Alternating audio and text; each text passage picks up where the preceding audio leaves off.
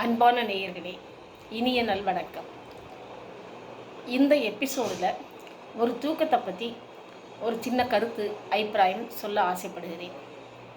தூக்கம் என்பது மனிதனுக்கு இயல்பானது, இயற்கை கொடுத்தது. ஆனாலும் அதற்கு ஒரு நேரம் காலம் உள்ளது. அந்த நேரத்தை விட்டு பகல் நேரத்தில் தூங்குவது என்பது சரியானதல்ல.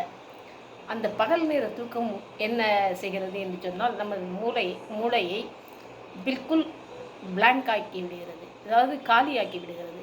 எதை பற்றியுமே சிந்திக்க முடியாமல், எந்த செயலிலும் ஈடுபட முடியாமல், ஆக்டிவிட்டீஸ் இல்லாமல் அந்த தூக்கம் நமக்கு பண்ணிடுது. அதனால தான் பெரியவங்க எல்லோரும் சொல்லுவாங்க, பிரம்ம முகூர்த்தத்தில் எழுந்திரிங்க, ராத்திரி சீக்கிரம் படுங்க, காலையில் சீக்கிரம் எழுந்திரிங்க. ஆனால் அந்த காலையில் சீக்கிரம் எழுந்திரிச்சா மத்தியானம் பூரா தூக்கம் வருது, என்ன பண்ணுறது அப்படின்னு சில பேர் கேட்குறாங்க. அப்படி இல்லைன்னாக்கா நைட் டியூட்டி பண்ணுறவங்களுக்கு பகலில் தூங்கி தானே ஆகணும், வேறு என்ன பண்ணுறது? இப்படிப்பட்ட நிறைய கேள்விகள், சந்தேகங்கள் எல்லோருக்கும் இருக்குது. ஒரே ஒரு கருத்து மட்டும் நான் இதை சொல்லி இதை நிரப்புறேன். என்னன்னு கேட்டாக்க, தூங்கிறதுனால என்ன நஷ்டம்? வயதானவர்கள் தூங்கலாம், சின்ன குழந்தைகள் தூங்கலாம். ஆனால் இடைப்பட்ட பருவம் எய்திய இளைஞர்கள் தூங்கக்கூடாது. தூங்கினாக்கா அவங்க வாழ்க்கையும் தூங்கிடும்.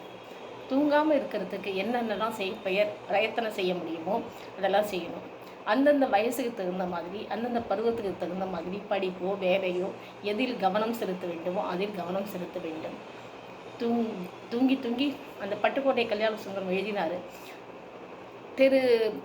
தூங்கினவங்க எல்லாம் தெரு கல் மாதிரி அப்படியே நல்லா செய்யாமல் இருந்துட்டு, அதுக்கப்புறம் அதிர்ஷ்டம் இல்லை, நம்ம விதி சரியில்லை, கடவுள் நமக்கு எதுவும் செய்யலை, அல்லது மற்றவங்க யாரும் நமக்கு எதுவுமே செய்யலை, அதனால தான் நம்ம வாழ்க்கை வீணாக போச்சுன்னு நினைக்கிறாங்க.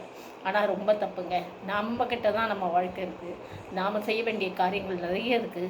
அதனால் நம்மளோட வாழ்க்கையை நாமே நிர்ணயிக்கணும், நாம் சரிப்படுத்திக்கணும். நன்றி, வணக்கம்.